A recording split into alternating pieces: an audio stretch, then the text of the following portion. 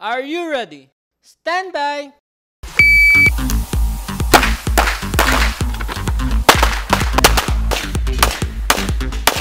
Practical shooting ay isang sports na kung saan gumagamit ng baril.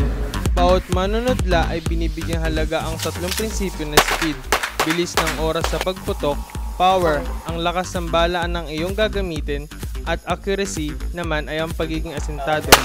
Sa sports na ito, kailangan number 1 ang safety. Kailangan mong magsuot ng proper attire para makakilos ka ng walang alinlangan. Sapatos na may spikes para hindi ka madulas. Sombrero at salamin bilang proteksyon sa araw. At sa ricochet o hindi inaasang pagbalik ng bala. Earmuff para proteksyon sa ating tenga. Maayos na shooting belt, magazine pouches, holster, at ang pinaka-importante sa lahat ay ang baril. Baril na kung saan inaalagaan. Nasabi ng iba ay tinuturing na nilang bilang asawa.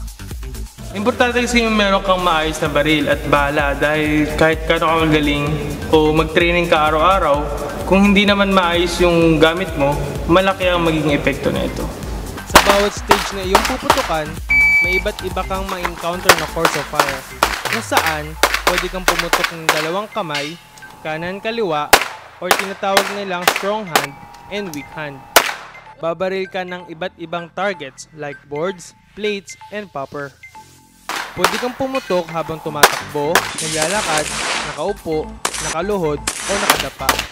Ang limitasyon sa pagputok, as long as you are safe, pati na rin yung mga taong nakapaligid sa iyo. I started practical shooting when I was 11 years old. Sa larong ito, kahit sino pwedeng maglaro, bata, matanda, o kahit anong kasarian. Marami na ako nasali ang mga malalaking palaro. Masaya ako every time na nananalo.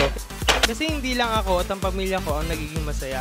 Alam ko na malaking karangalan din ang nabibigay ko sa ating bansa.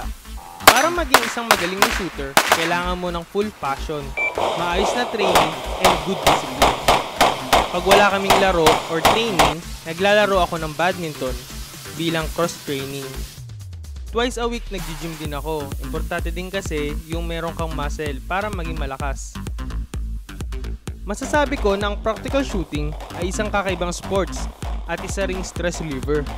Iba't ibang tao na nagsasama-sama sa isang laro at sama-samang nagiging disiplinado. Panibagong organisasyon na kung saan hindi ka lang naglalaro. Natututo ka ding makihulubilo sa iba pang manunodla.